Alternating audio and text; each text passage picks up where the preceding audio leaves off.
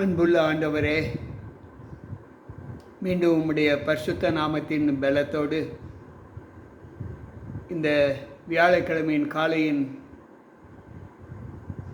விடியலை காண்பதற்கு என் தேவன் கிருபை கொடுத்தீர். நன்றி ஆண்டவரே.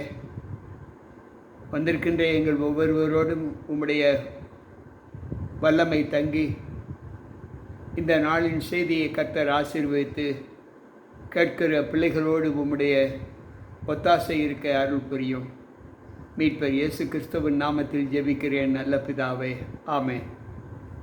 அன்பு உடன் விசுவாச பிள்ளைகளே, கர்த்தருக்குள் மீண்டும் ஒரு புதிய நாளை காண்பதற்கு கிருபை கொடுத்த தேவனுக்கு நன்றிகளை ஏறெடுத்து தேவ சமூகத்தில் வந்திருக்கிற உங்கள் அனைவருக்கும் இந்த நாளின் காலையின் வாழ்த்துக்களை தெரிவித்துக் கொள்கிறேன். கர்த்தர் நம்மோடு இருப்பாராக. இன்றைக்கு தேவ சமூகத்தில் நாம் தியானிக்கப் போகிற சத்திய வசனம் என்ன என்பதை இன்றைக்கு நாம் தியானிப்போம். வேதாகமத்தில் தேவனை கண்டது யார்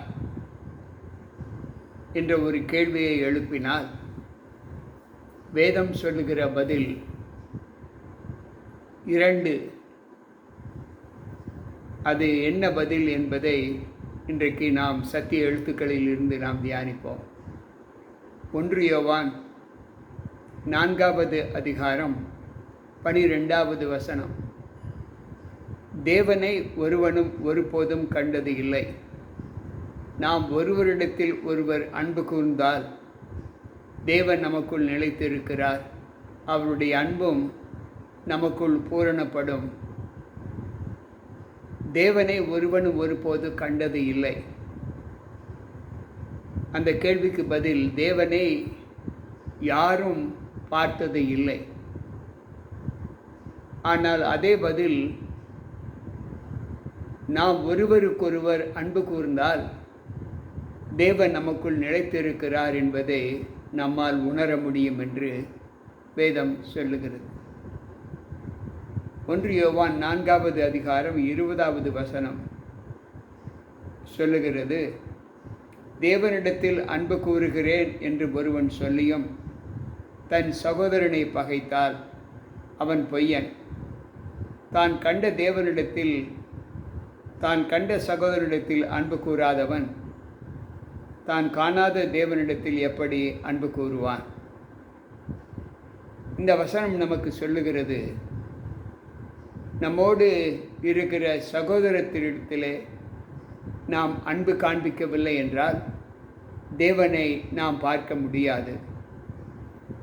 நாம் சகோதரனிடத்தில் அன்பு கூறினால் நாம் தேவனை நிச்சயமாக காண முடியும் என்று வேதம் சொல்லுகிறது. அன்பு பிள்ளைகளே, சற்று யோசிப்போம்.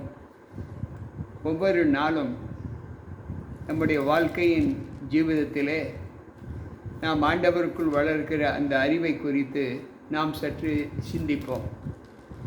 ஆதியாகம புஸ்தகம் 32வது அதிகாரம் 30வது வசனம் சொல்லுவதை நாம் தியானிப்போம். ஆதியாகமம் 32:30 சொல்லுகிறது, அப்பொழுது யாக்கோபு, நான் தேவனை முகமுகமாய் கண்டேன், உயிர் தப்பி பிழைத்தேன் என்று சொல்லி அந்த ஸ்தலத்திற்கு பெனியேல் என்று பெயரிட்டார். நான் தேவனை முகமுகமாய் தரிசித்தேன், உயிர் தப்பி பிழைத்தேன் என்று சொல்லி அந்த இடத்திற்கு பெனியேல் என்று பெயரிட்டார். அன்பு பிள்ளைகளே, அவர் சொல்லுகிற அந்த வசனம் நமக்கு என்ன சத்தியத்தை கொடுக்கிறது என்றால், தேவனுக்குள் மூழ்கி இருக்கிற ஒரு அனுபவத்தை நாம் எப்படி பார்க்கிறோம் என்பதை இங்கு வேதாகமத்திலே ஆண்டவர் சொல்லுகிறார். யாத்திரையாகம புஸ்தகம் 33வது அதிகாரம் 20வது வசனத்தை வாசிப்போம் என்றால், அங்கு ஆண்டவர் சொல்லுகிற வார்த்தை, யாத்திரையாகம புஸ்தகம் 33வது அதிகாரம் 20வது வசனம், நீ என் முகத்தை காண மாட்டாய், ஒரு மனிதனும் என்னை கண்டு உயிரோடு இருக்க கூடாது என்று சொல்லுகிறார். அவருடைய முகத்தை பார்த்து, அவரை பார்த்து எந்த ஒரு மனிதனும் உயிரோடு இருக்க முடியாது என்கிறார். ஏன் ஆண்டவர் தேவனை பார்க்கிற யாரும் உயிரோடு இருக்க முடியாது என்று சொல்வதனுடைய விளக்கம் என்ன? ஆண்டவரை பார்ப்பதற்குத்தான் நாம் ஜீவித்து கொண்டிருக்கிறோம். அவரை பார்த்து அவருடைய ராஜ்யத்தில் சேர்வதற்குத்தான் ஆண்டவர் நம்மை எழுப்பி இருக்கிறார், உயிரோடு வைத்திருக்கிறார். ஆனால் வேதம் இப்படி சொல்லுகிறதே. என்னாகம புஸ்தகத்தை நாம் வாசிக்கும்போது, என்னாகம புஸ்தகம் 12வது அதிகாரம் 8வது வசனத்தை நாம் வாசித்து பார்ப்போம். என்னாகம புஸ்தகம் 12வது அதிகாரம் 8வது வசனம்.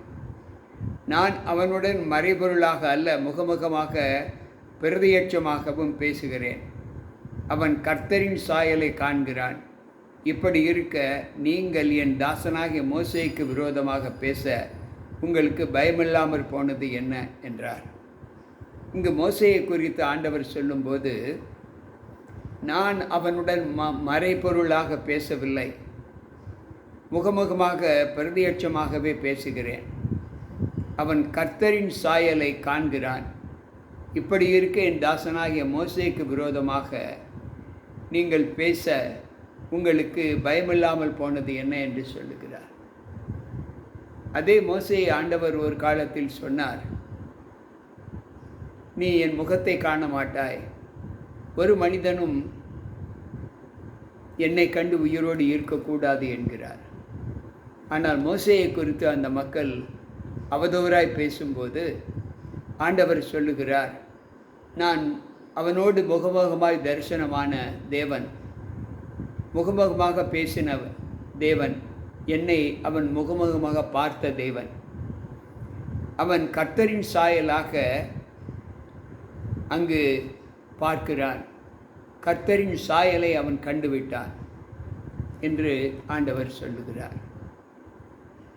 அன்பு பிள்ளைகளே, யோவான் நற்செய்தி நூல் 1வது அதிகாரம் 18வது வசனத்தை நாம் வாசிப்போம் என்றால், அங்கு ஆண்டவர் சொல்லுகிறார்,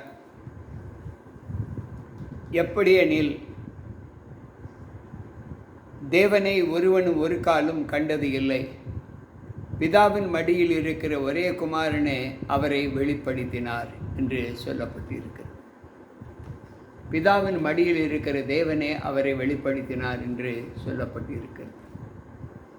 இந்த வசனங்களை நாம் சிந்தித்து பார்க்கும்போது, தேவ சமூகத்தில் தேவனை காண முடியாத ஒரு அனுபவத்தை பெற்றவர்கள் யார்? வேதாகமத்தில் ஆண்டவர் மிக தெளிவாக சொல்லியிருக்கிறார். பவுல் பக்தன் சொல்லும்போது 1 தீமோத்தேயு 1:17 சொல்லுகிறார், நித்தியமும் அழிவில்லாமையும் அதரிசனமும் உள்ள ராஜனுமாய் தாம் ஒருவரே ஞானமுள்ள தேவனுமாய் இருக்கிறவருக்கு கனமும் மகிமையும் சதா காலங்களிலும் உண்டாயிருப்பதாக ஆமென் என்று சொல்லுகிறார். நித்தியமும் அழிவு இல்லாமையும் அதரிசனம் உள்ள தேவன், காண முடியாத தேவன். இன்றைக்கு தேவ சமூகத்தில் ஆண்டவர் நமக்கு கற்றுக் கொடுக்கிற பாடம் என்ன? இங்கு வேதாகமத்தில் ஆண்டவர் சொல்லுகிற சத்தியம், தேவனை ஒருவனும் ஒருபோதும் கண்டது இல்லை. அப்படி என்றால் முகமுகமாக ஆண்டவரை பார்த்தது யாரும் இல்லையா? இதை குறித்து யோவான் நற்செய்தி நூலிலே ஒரு வசனத்தை நாம் தியானிப்போம். அங்கு ஆண்டவர் ஜனங்களோடு பேசிக்கொண்டு இருக்கும்போது, அங்கு வேதாகமத்தில் ஆண்டவர் சொல்லுகிற வார்த்தை, யோவான் 6வது அதிகாரம் 46வது வசனம் சொல்லுகிறது, தேவனிடத்தில் வந்தவரே தவிர வேறு ஒருவரும் பிதாவை கண்டது இல்லை, இவரே பிதாவை கண்டவர். தேவனிடத்திலிருந்து வந்தவர் தவிர வேறு யாரும் பிதாவை காணவில்லை, இவரே பிதாவை கண்டவர் என்று வேதம் சொல்லுகிறது. அதைத்தான் நாம் யோவான் 1வது அதிகாரம் 18வது வசனத்திலே நாம் வாசித்தோம். தேவனிடத்திலிருந்து வந்தவர் அவருடைய மடியில் இருக்கிற குமாரனை அவரை வெளிப்படுத்தினார் என்று பார்த்தோம். இங்கு யோவான் 5வது அதிகாரம் 37வது வசனத்தை நாம் வாசிக்கும்போது அங்கு ஆண்டவர் சொல்லுகிற சத்தியம், என்னை அனுப்பின பிதாதாமே என்னை குறித்து சாட்சி கொடுத்திருக்கிறார். நீங்கள் ஒரு காலம் அவர் சத்தத்தை கேட்டதும் இல்லை, அவர் ரூபத்தை கண்டதும் இல்லை. அங்கு ஆண்டவர் சொல்லுகிற வார்த்தை, என்னை அனுப்பின பிதா என்னை குறித்து சாட்சி கொடுத்திருக்கிறார். நீங்கள் ஒரு காலம் அவர் சத்தத்தை கேட்டதும் இல்லை, அவர் ரூபத்தை கண்டதும் இல்லை என்று சொல்லுகிறார். அன்பு பிள்ளைகளே, தேவனுடைய மகிமையை உணரக்கூடிய ஒரு வல்லமையை ஆண்டவர் நமக்கு எப்படி கொடுக்கிறார்? யோவான் 8வது அதிகாரம் 19வது வசனத்தை நாம் வாசிப்போம் என்றால் அங்கு ஆண்டவர் சொல்லுகிறார், அப்பொழுது அவர்கள் உம்முடைய பிதா எங்கே என்றார்கள். இயேசு பிரதியுத்தரமாக என்னையும் அறியீர்கள், என் பிதாவையும் அறியீர்கள். நீங்கள் என்னை அறிந்தீர்களானால் என் பிதாவை அறிவீர்கள் என்றார். அன்பு பிள்ளைகளே, கேள்வி நேரங்களில் ஆண்டவரோடு இருக்கிற பிள்ளைகள் அவரை குறித்து தர்க்கம் பண்ணும்போது அந்த சத்திய எழுத்துக்கள் எப்படி அங்கு ஆண்டவருக்குள் மகிமைப்படுகிறது என்பதை நாம் யோசித்து பார்க்க வேண்டும். நீங்கள் என்னையும் அறியீர்கள், என் பிதாவையும் அறியீர்கள்.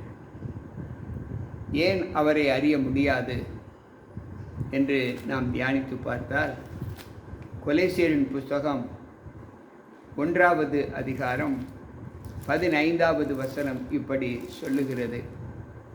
கொலேசியர் 1:15 நாம் வாசிப்போம் என்றால் அங்கு ஆண்டவர் சொல்லுகிறார், அவர் அதர்சனமான தேவனுடைய தற்சரூபமும் சர்வ சிருஷ்டிக்கும் முந்தின பேருமானவர்.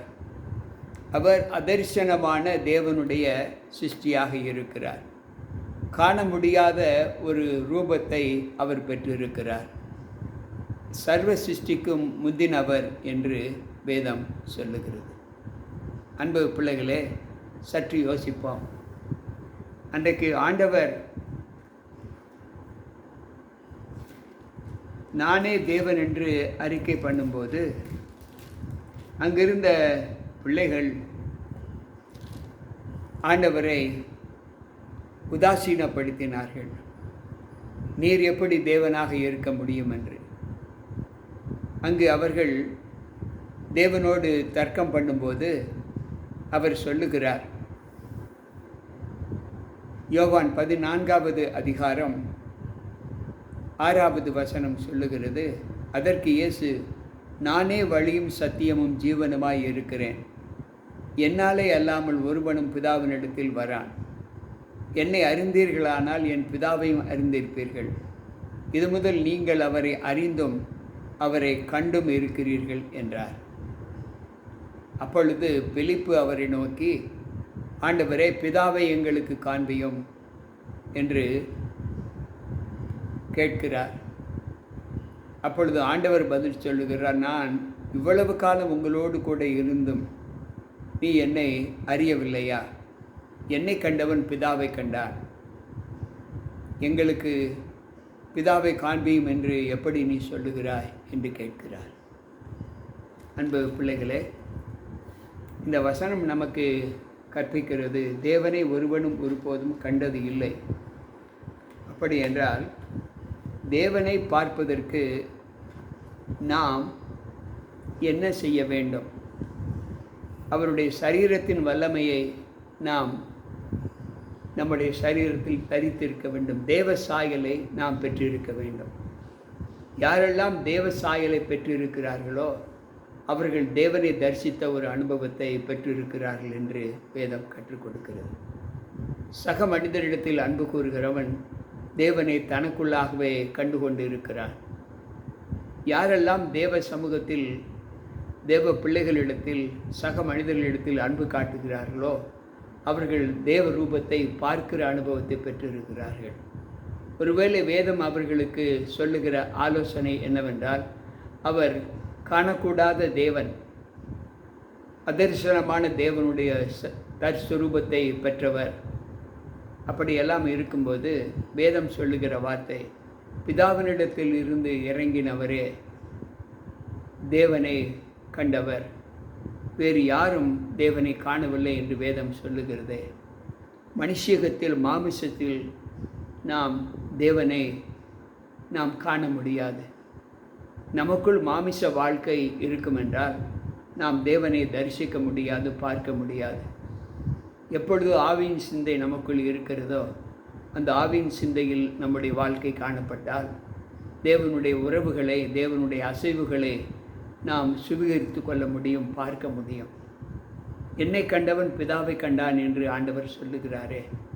அப்படி என்றால் தேவ சமூகத்தில் வெளிப்பட்ட நான் உங்களுக்கு காட்சி கொடுத்தும் என்னை நீங்கள் அறியவில்லை.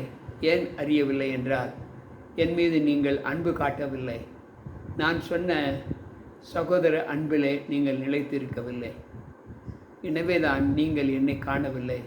பிதா வேறு நான் வேறு என்று நீங்கள் தனியாக ஏன் எங்களை பிரித்து பார்க்கிறீர்கள்? இவ்வளவு காலம் எங்களோடு கூட இருந்தும், நான் உங்களோடு இருந்தும் என்னை இன்னும் நீங்கள் அறியாமல் இருக்கிறீர்களே என்று பிலிப்பினிடத்தில் ஆண்டவர் சொல்லுகிறார். எனக்கு பிரியமான தேவ பிள்ளைகளே, தேவனை நீங்களும் நானும் காண வேண்டும் என்று விரும்பினால் ஆண்டவர் சொல்லுகிறார், சகோதர பாசம். நாம் காண முடியாத தேவனை எப்படி காணப்போகிறோம் என்றால், இந்த காண முடியாத தேவனை காண்பதற்கு ஒரு சகோதர சிநேகம் வேண்டும், சகோதர பாசம் வேண்டும். அந்த சகோதர பாசத்தில் நாம் லயித்திருக்கும்போது தேவனை நிச்சயமாக நாம் காண முடியும் என்று ஆண்டவர் சொல்லுகிறார்.